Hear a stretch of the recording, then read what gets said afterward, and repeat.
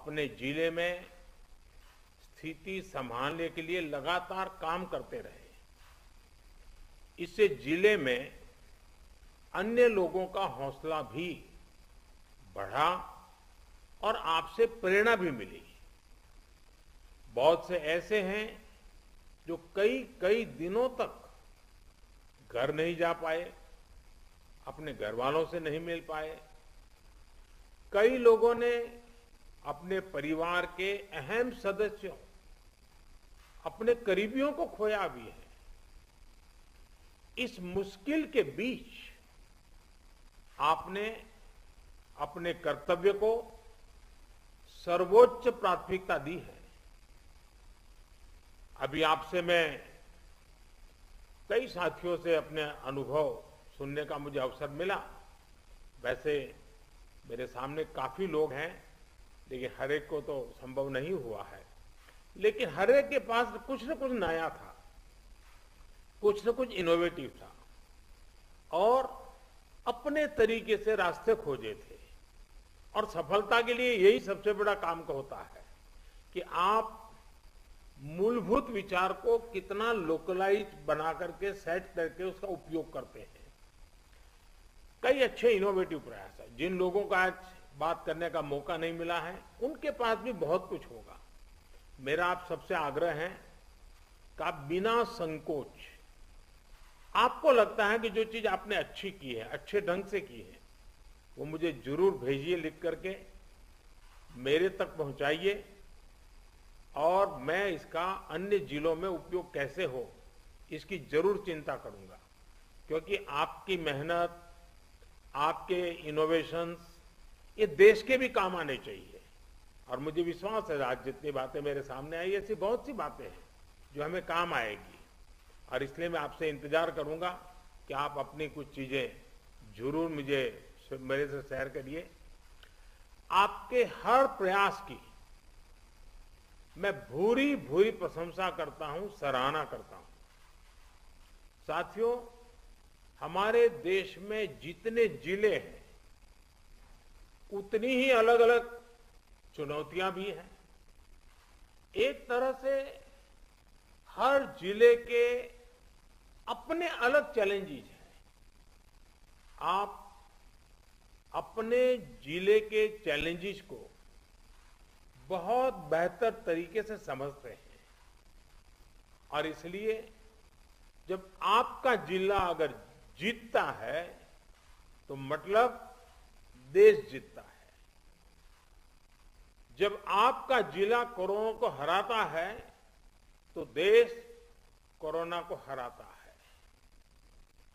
और इसलिए जिले का मिजाज, गांव गांव में एक मैसेज कि मेरा गांव मैं कोरोना मुक्त रखूंगा, मेरे गांव में मैं कोरोना को प्रवेश नहीं करने दूंगा। ये गांव के लोग संकल्प लें और गांव के लोग जिस प्रकार से व्यवस्थाएं करते हैं, मैं तो हैरान था। पिछले बार जबकि ये कालखंड था और पता नहीं था कि इस स्थिति में कैसे करना, फिर भी हमने गांव में एग्रीकल्चर सेक्टर के लिए कोई लॉकडाउन नहीं लगाया था। और मजा यह है कि खेतों में गांव के लोग काम करते थे तो खेत में भी सोशल डिस्टेंसिंग के साथ खेती के काम शुरू किए थे। पिछली बार आपको याद होगा। मतलब हमारे गांव कितनी तेजी से संदेश को पकड़ भी लेते हैं और अपनी जरूरत के हिसाब से उसको मॉडिफाई करके पक्का कर लेते हैं। गांव की ये ताकत है। मैंने देखा है आज भी कई गांवों ने अपने यहाँ आना जाना सब बहुत अच्छे ढंग से मैनेज किया है। गांव की जरूरत के लिए एक या दो लोग बाहर जाते हैं, चीजें लेकर के आते हैं, गांव में बांट देते हैं और गांव में से कोई मेहमान भी आए तो उसको पहले बाहर रखते हैं। गांव की अपनी एक ताकत होती है, उस ताकत का अपना एक उपयोग होता है। और मैं साथियों कहना चाहूंगा कि कोरोना के खिलाफ इस युद्ध में आप सब लोग एक बहुत महत्वपूर्ण भूमिका में हैं। आप एक तरह से इस युद्ध के फील्ड कमांडर हैं। जैसा कि किसी भी युद्ध में होता है, फील्ड कमांडर बड़ी योजना को मूर्त रूप देता है, जमीन पर उस लड़ाई को लड़ता है परिस्थिति के अनुसार निर्णय लेता है। आप सब भारत की इस लड़ाई के महत्वपूर्ण फील्ड कमांडर्स के रूप में आज नेतृत्व संभाल रहे हैं और इस वायरस के खिलाफ हमारे हथियार क्या है? हमारे हथियार हैं local containment zones, aggressive testing और लोगों तक सही और पूरी जानकारी। हॉस्पिटल्स में कितने बेड्स उपलब्ध हैं, कहां उपलब्ध हैं, ये जानकारी आसानी से उपलब्ध होने पर लोगों की सहूलियत बढ़ती है। इसी तरह काला बाजारी पर लगाम हो, ऐसे लोगों पर सख्त कार्रवाई हो या फ्रंटलाइन वर्कर्स का मोरल हाई रखकर उन्हें मोबिलाइज करना हो, एक फील्ड कमांडर के रूप में आपके प्रयास पूरे जिले को मजबूती देते हैं। फ्रंटलाइन वर्कर्स को आपके कंडक्ट और एक्शन से हमेशा प्रेरणा मिलती है, उनका भरोसा और बढ़ता है। मैं आपसे एक और बात कहना चाहूंगा। अब इसलिए अगर आपको कहीं लगता है कि सरकार द्वारा बनाई पॉलिसी में जिला स्तर पर किसी इनोवेशन की जरूरत है, उस इनोवेशन में से पॉलिसी को ताकत मिलेगी, तो मेरा आपको खुली छूट है, आप जरूर कीजिए। अगर ये इनोवेशन आपके जिले की स्थानीय जरूरतों के हिसाब से है तो उसे उसी हिसाब में करिए। अगर आपको लगता है कि आपने जो इनोवेशन किया है वो पूरे प्रदेश के लिए या पूरे देश के लिए बेनिफिशियल है तो उसे सरकार तक भी पहुंचाइए। अगर आपको अपने अनुभवों से तेजी से बदलती परिस्थितियों के हिसाब से पॉलिसीज में किसी सुधार की जरूरत लगती है तो उसका भी फीडबैक जरूर पहुंचाइए, बिना संकोच पहुंचाइए। क्योंकि ये लड़ाई ऐसी है कि हम सब मिलकर के सोचेंगे, सब मिलकर के नई नई चीजें ले आएंगे, तब जाकर के हम कर पाएंगे। साथियों, आपके जिले की सफलता बाकी जिलों के लिए एक उदाहरण बन सकती है, उनकी भी मदद कर सकती है।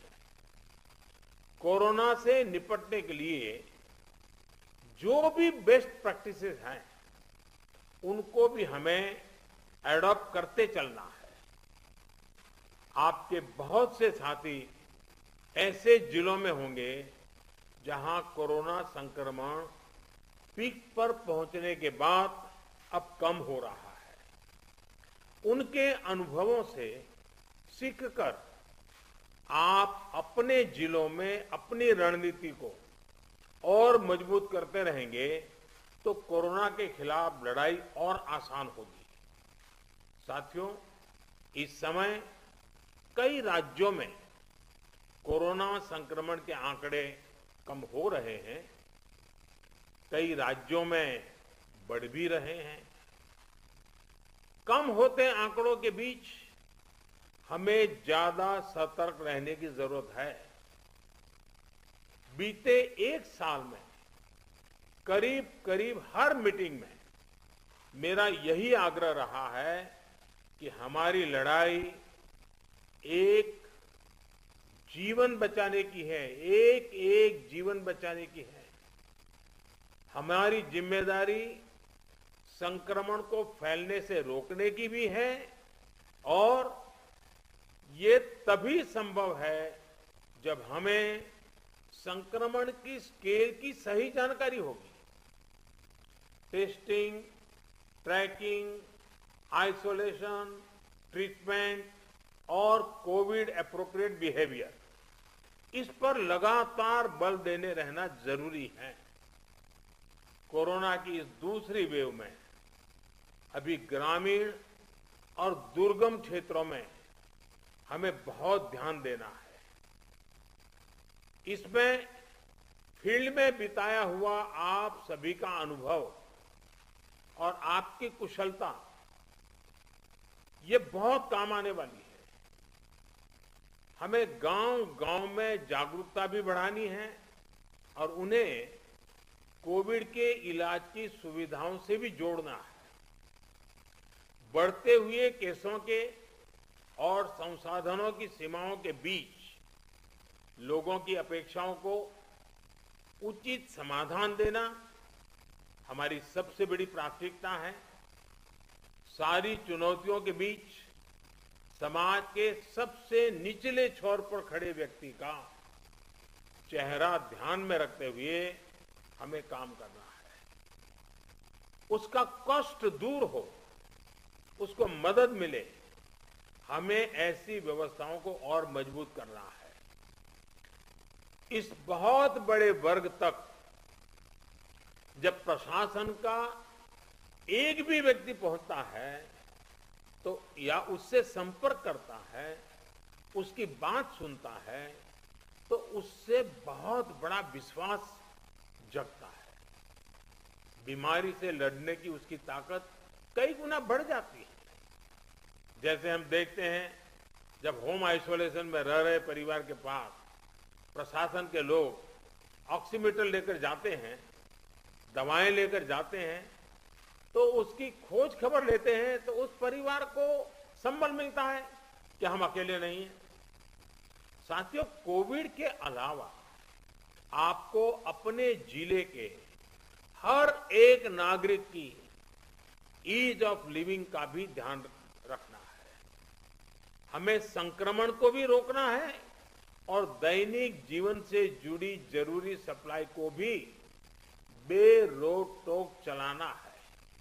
इसलिए स्थानीय स्तर पर कंटेनमेंट के लिए जो भी गाइडलाइंस जारी की गई है, उनका पालन कराते समय इस पर भी गौर करना है कि गरीब को परेशानी कम से कम हो, किसी भी नागरिक को परेशानी ना हो। साथियों, पीएम केयर्स के माध्यम से देश के हर जिले के अस्पतालों में ऑक्सीजन प्लांट लगाने पर तेजी से काम किया जा रहा है। कई अस्पतालों में ये प्लांट काम करना शुरू भी कर, जैसे अभी चंडीगढ़ का हमने सुना, कितना बेनिफिट हुआ उनको। और इसलिए आपसे मेरा आग्रह है कि जिस भी जिलों को ये प्लांट अलॉट होने वाले हैं, वहां हर जरूरी तैयारी पहले से पूरी होने पर ऑक्सीजन प्लांट और तेजी से सेटअप हो जाएंगे। अस्पतालों में ऑक्सीजन मॉनिटरिंग कमेटी जितना सही काम करेगी, उतना ही ऑक्सीजन का सही इस्तेमाल हो पाएगा। साथियों, टीकाकरण कोविड से लड़ाई का एक सशक्त माध्यम है। इसलिए इससे जुड़े हर भ्रम को हमें मिलकर के उसको निरस्त करना है। कोरोना के टीके की सप्लाई को बहुत बड़े स्तर पर बढ़ाने के निरंतर प्रयास किए जा रहे हैं। वैक्सीनेशन के लेकर व्यवस्थाओं और प्रक्रियाओं को हेल्थ मिनिस्ट्री लगातार स्ट्रीमलाइन कर रही है। कोशिश ये है कि अगले 15 दिन का शेड्यूल राज्यों को एडवांस में मिल जाए। इससे आपको भी पता रहेगा कि जिले में कितने लोगों के लिए वैक्सीन उपलब्ध होने जा रही है और आपको किस हिसाब से तैयारी करनी है। वैक्सीन वेस्टेज रोकने में जिला स्तर पर सही प्रबंधन की भूमिका के बारे में भी आप अच्छी तरह जानते हैं। आपके सहयोग से वैक्सीन वेस्टेज पूरी तरह रुक सकती है। इतना ही नहीं, ऑप्टिमम यूटिलाइजेशन की दिशा में हम सफलतापूर्वक आगे बढ़ सकते हैं। साथियों, ये समय एक प्रशासक के साथ ही एक ह्यूमन रिसोर्स और लॉजिस्टिक मैनेजर के रूप में भी आपकी भूमिकाओं को टेस्ट कर रहा है। मेडिकल से जुड़ी सप्लाई ही नहीं, बल्कि आपके जिले में दूसरी जरूरी सप्लाई भी पर्याप्त हो, ये बहुत जरूरी है। बरसात के मौसम में हम सब जानते हैं कि आप जो रोजमर्रा सरकार के कामों में जुड़े होते हैं, लेकिन जैसे ही जून महीना सामने आना शुरू होता है, आपका ध्यान मौसम, बारिश क्या हो सकता है, क्या कर, उसमें जाता ही है। काफी आपको अटेंशन देना पड़ता है। और इस बार भी बारिश अब शुरू होने जा रही है, तो स्वाभाविक आपको बरसात के मौसम की जो चुनौतियां हैं, जो एक्स्ट्रा आपके लिए बर्डन भी होती हैं, जिम्मेवारी भी होती हैं, और इसलिए आपको बहुत तेजी से अपनी जरूरतों को मैप करना है और जरूरी प्रबंध करना है। अब कई बार तेज बारिश के कारण बिजली चली जाती है और कहीं अस्पताल में बिजली चली गई तो बहुत बड़ा संकट हो जाएगा ऐसे समय। तो ये चीजें अभी से हमको सोचनी पड़ेगी। चुनौती बड़ी है, लेकिन हमारा हौसला उससे भी बड़ा है और हमारा रिस्पॉन्स न भूतो न भविष्यति, ऐसा ही होना चाहिए। इसी हौसले और संकलन के साथ, इसी इरादे और संकल्प के साथ हम देश को इस संकट से बाहर निकालेंगे। अभी कोरोना के खिलाफ आपको जो अनुभव मिलेंगे, वो भविष्य में भी आपके भी और देश के भी बहुत काम आने वाले हैं। इन अनुभवों का सही इस्तेमाल करके आप आगे भी देश की बड़ी सेवा कर सकते हैं। मुझे विश्वास है कि आपके सहयोग से, आपके कुशल नेतृत्व से, आपके कुशल प्रबंधन से भारत कोरोना के खिलाफ इस लड़ाई में मजबूती से आगे बढ़ेगा। मुझे खुशी है कि आज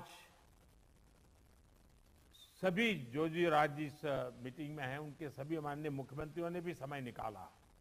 जब कार्यक्रम की रचना कर रहे थे, तब लग रहा था कि मुख्यमंत्रियों का समय इसमें